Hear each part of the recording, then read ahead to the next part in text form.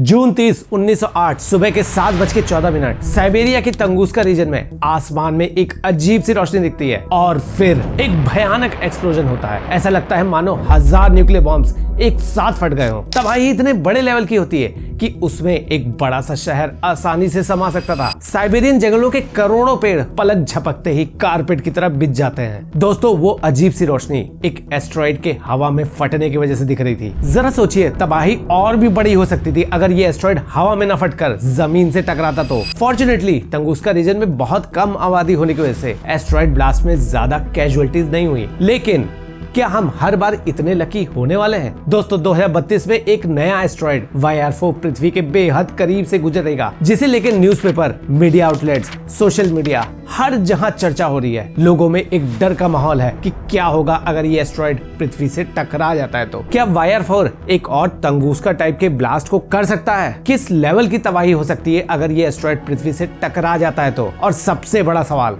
क्या हम YR4 और भविष्य में टकराने वाले एस्ट्रॉइड्स को रोकने में सक्षम है? 27 दिसंबर 2024 को चिली के ऑब्जर्वेटरी से जब एस्ट्रोनॉमर्स ने आसमान की ओर देखा, तब उनको पहली बार 2024 YR4 एस्ट्रॉइड दिखता है। ये एक नियर अर्थ एस्ट्रॉइड है जो 4 साल में एक बार पृथ्वी के नजदीक से पास होता है। 40 से 90 मीटर चौड़े YR4 के मूवमेंट को क्लोजली मॉनिटर करने पर वैज्ञानिकों ने अंदाजा लगाया कि ये एस्ट्रॉइड 22 दिसंबर 2032 को पृथ्वी से बेहद ही करीब से गुजरेगा। अर्ली ऑब्जर्वेशन के हिसाब से 3.1% चांसेस होंगे कि वो पृथ्वी से टकरा जाए। अब जरा इमेजिन कीजिए दोस्तों, फुटबॉल फील्ड जितना बड़ा YR एस्ट्रॉइड अगर पृथ्वी से टकरा जाता है तो किस लेवल की तबाही हो सकती है। आपको बता दूं दोस्तों, 2013 में रशिया के चेलियाबिंस्क शहर में एक 20 मीटर चौड़ा एस्ट्रॉइड गिरा था, जिसका धमाका एक न्यूक्लियर एक्सप्लोजन से कम नहीं था। इस धमाके में लगभग 1200 लोग इंजर्ड हुए थे और धमाके से जो शॉक वेव्स जनरेट हुई थी, उससे आसपास के सभी बिल्डिंग्स, सभी घरों के कांच एक झटके में चकनाचूर हो गए थे। सोचिए जरा, चेलियाबिंस्क में आबादी घनी नहीं थी, तब 1200 लोग इंजर्ड हो गए थे। अगर ये किसी घनी आबादी वाले शहर में गिरता तो क्या होता? दोस्तों, YR4 एस्ट्रॉइड को सिटी किलर का नाम भी दिया गया है। और दोस्तों, ये सच है कि अगर ये टकराता है तो एक बड़े शहर को पूरी तरह से तबाह कर सकता है। ये सुनकर डर तो लगता है दोस्तों, लेकिन अभी पैनिक करने की कोई जरूरत नहीं है। इस एस्ट्रॉइड के टकराने की जो शुरू में 3.1% प्रोबेबिलिटी बताई गई थी, वो एस्ट्रॉइड के ट्रेजेक्टरी का अनुमान लगा के बताया गया था। लेकिन दोस्तों, ये एस्ट्रॉइड जैसे जैसे हमारे करीब आता जाएगा, ये अंदाजा और भी एक्यूरेट होता जाएगा और चांसेस है कि टकराने की प्रोबेबिलिटी भी नीचे जाते जाएगी। जैसे रिसेंटली ये वैल्यू गिरकर 1.5% पहुंच गई है। उम्मीद है कि ये नंबर अभी और भी नीचे आएगा। लेकिन फिर भी दोस्तों, यहाँ पर हम किसी भी प्रकार के चांसेस नहीं लेना चाहेंगे। हमें हर तरह की सिचुएशन के लिए तैयार रहना चाहिए, है ना? क्या YR4 एस्ट्रॉइड या भविष्य में आने वाले एस्ट्रॉइड से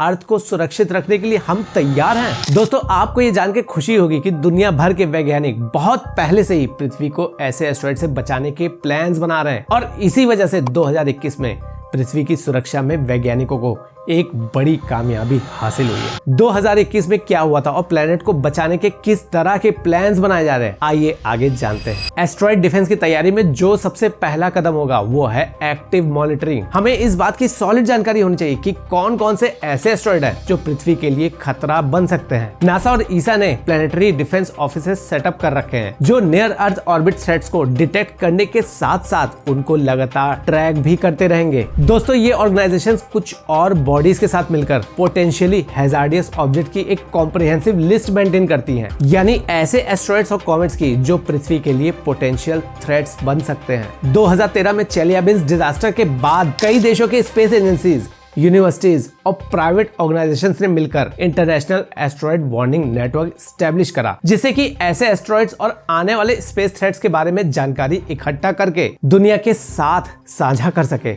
और एक दूसरे को चेतावनी दे सके। समय से चेतावनी मिलने पर गवर्नमेंट्स जान माल का कम नुकसान हो, इसके लिए रैपिड एक्शंस ले सकती हैं, जैसे कि मास मोबिलाइजेशन करना, डिजास्टर मैनेजमेंट टीम को तैयार करना, लोगों को एसेंशियल आइटम से मुहैया कराना और सबसे बड़ा टास्क डिसइंफॉर्मेशन को फैलाने से रोकना, लोगों को बराबर एस्ट्रॉइड के बारे में अपडेट करना, जागरूकता फैलाना और पैनिक क्रिएट होने से बचाना। आपको याद होगा दोस्तों, कोविड-19 में कितनी डिसइंफॉर्मेशन फैली हुई थी। पब्लिक लॉकडाउन का सुनकर पैनिक कर गई थी। लोगों ने पूरे के पूरे ग्रोसरी स्टोर साफ कर दिए। मेडिकल स्टोर से लोग भूजे की तरह दवाइयां खरीद रहे थे। ये सब अवॉइड किया जा सकता है दोस्तों, अगर एक प्रॉपर चैनल से सही इंफॉर्मेशन लोगों को मिलती तो। खैर, प्रार्थना तो यही है कि अब दोबारा ऐसी आपदा ना आए। एनीवेज, ये तो बात हुई डिफेंसिव स्ट्रेटजी की, लेकिन दोस्तों प्रायर वार्निंग मिलने पर ऑफेंसिव स्ट्रेटजीज पर भी काम करा जा सकता है। अगर वायर 4 का ही केस ले ले तो वायर 4 पॉसिबली 2032 तक हिट कर सकता है, यानी अभी हमारे पास 7 साल बाकी हैं। 7 साल में तो आराम से ऑफेंसिव स्ट्रेटजीज बनाई जा सकती है। ऑफेंसिव स्ट्रेटजीज जैसे कि नासा का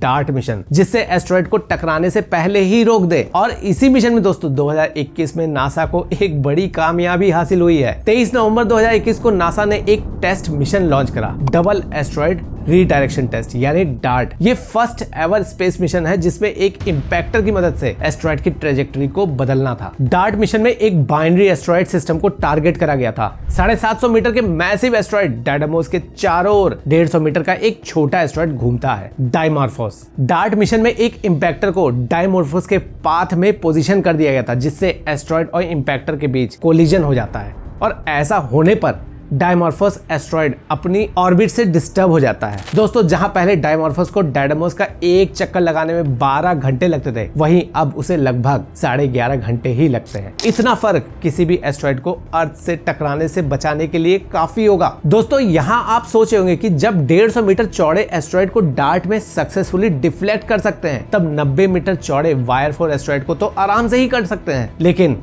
ऐसा जरूरी नहीं है दोस्तों। एक एस्टेरॉयड को इंपैक्टर की मदद से डिफ्लेक्ट करने में एस्टेरॉयड साइज के अलावा भी कई और फैक्टर्स इन्वॉल्व होते हैं, जैसे कि एस्टेरॉयड की फिजिकल प्रॉपर्टीज, एस्टेरॉयड रॉकी है या फिर मेटेलिक है, उसका वजन कितना है, या फिर वो किस ऑर्बिट में घूम रहा है, एंड मोस्ट इंपॉर्टेंटली एस्टेरॉयड के बारे में पता कब चला, जब एस्टेरॉयड बहुत पास आ गया था तब, या फिर वो दूर है तब। इतने फैक्टर्स होने पर दोस्तों हम 100% श्योर नहीं हो सकते कि इंपैक्टर वायर 4 एस्टेरॉयड को डिफ्लेक्ट कर ही लेगा। फिर भी दोस्तों घबराने वाली बात नहीं है। इस तरह के एस्टेरॉयड से बचने के लिए वैज्ञानिकों ने कुछ और कॉन्सेप्ट्स भी सुझाए हैं, जैसे कि ग्रेविटी ट्रैक्टर्स, जिसमें एक स्पेसक्राफ्ट को एस्टेरॉयड के इतने नजदीक लेकर जाएंगे कि उसकी ग्रेविटी फील्ड एस्टेरॉयड को चुंबक की तरह अपनी ओर खींचने लगेगी, यानी बिना टच करे, बिना किसी डैमेज के एस्टेरॉयड को डिफ्लेक्ट कर सकते हैं। इसके अलावा लेजर बीम या न्यूक्लियर रेडिएशन की मदद से भी बड़े एस्टेरॉयड्स को डिफ्लेक्ट कर पाना पॉसिबल हो सकता है। इन दोनों ही कॉन्सेप्ट्स में ऑब्जेक्टिव एक ही है, एस्टेरॉयड के एक साइड को इतना गर्म कर दो कि वहां से गैसेस रिलीज होने लगे, और जब ऐसा होगा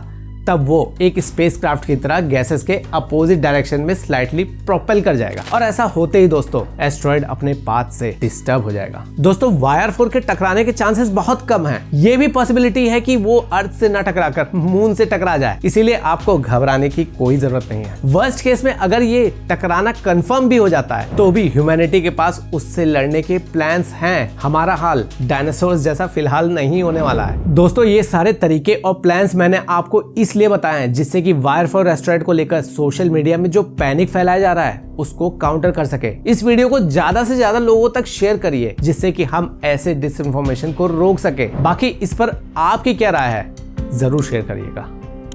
बाय बाय।